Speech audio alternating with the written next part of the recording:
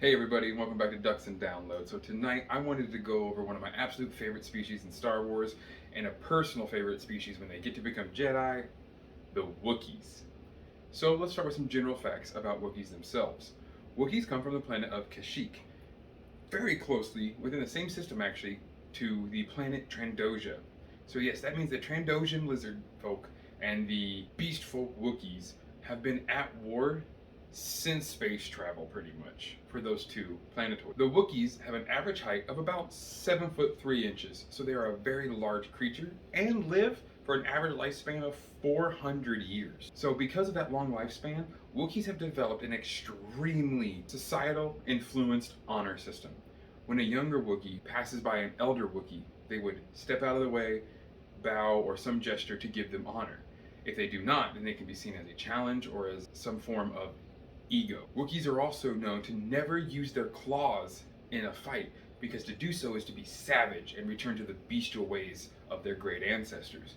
So as much as they have their claws, they are only used in climbing and are never supposed to be used in combat. When a Wookiee does use them in combat, they are normally exiled into the Shadowlands, which is the base of the great trees that the Wookiees find their homes. Wookiees live in what are known as Rorschir trees. The wood from these trees is extremely dense and almost has a durability as metal.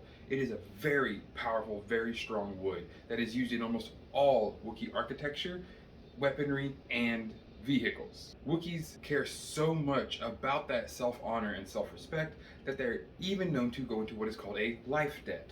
If you save a Wookiee's life, then they will follow you until either they have repaid that debt by saving yours or lived longer than you, which in the case is probably more likely than we would expect. Now, again, let's talk about the Jedi Wookiee though. There have been multiple Jedi Wookiee throughout history, but we're going to be going over the canon ones and staying a bit more away from legends. What we do have for canon are Jedi Master Arkoff. He comes from the Edge and Balance books and is seen teaching Padawans on a more backward planet during the High Republic era, helping those, especially during the Great Hyperspace Disaster, find a place to coexist. Coming into the Galactic Republic era, we have Tyvoka. Now, what we do know about Tyvoka in canon is that he was Plo Koon's master, and that's why Plo Koon really did believe that everyone should be treated equally and justly. Tyvoka was also known to wield a yellow lightsaber, and as you can imagine, a Wookiee that has the ability to tear the ears off a Gundark, imagine a blow from that lightsaber. It sends most people reeling. Next we have the young Padawan, who is coming back, it seems, in the Bad Batch Season 2, and we are all super excited for, Gungi.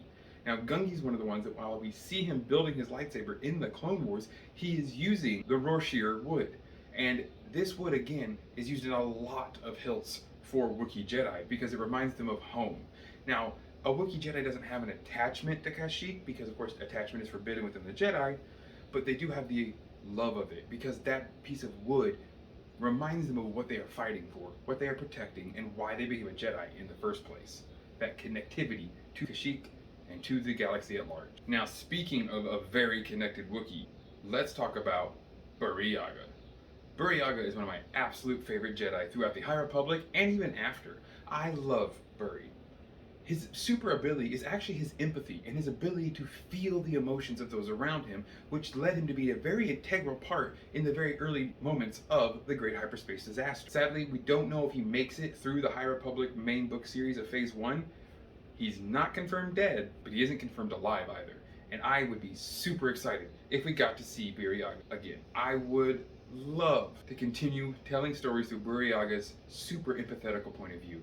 Absolutely love the High Republic Jedi, but Burryaga to me just stands out amongst a lot of them. Now, of course, a lot of Wookiees, because of the way their mouth and vocal cords are shaped, they come across as a bit more aggressive. Even Burryaga has to suffer through this when talking to those who don't speak Shriwook, the language of the Wookiees, because they don't really do Commonwealth, because they just don't have the vocal capacity for it. Strangely enough, especially in canon though, we've never once seen a Wookiee Sith. I can't even imagine the terror that would be unleashed on the galaxy if a Wookiee turned to the dark side of the Force and let that rage and anger really just bellow out of themselves.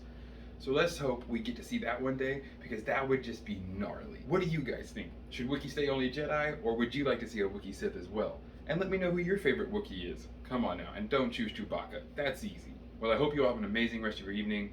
Don't forget to like, comment, share, and subscribe. And I look forward to seeing you again soon. Have an amazing rest of your evening. And never forget, may the Force serve you well. I hate cicadas.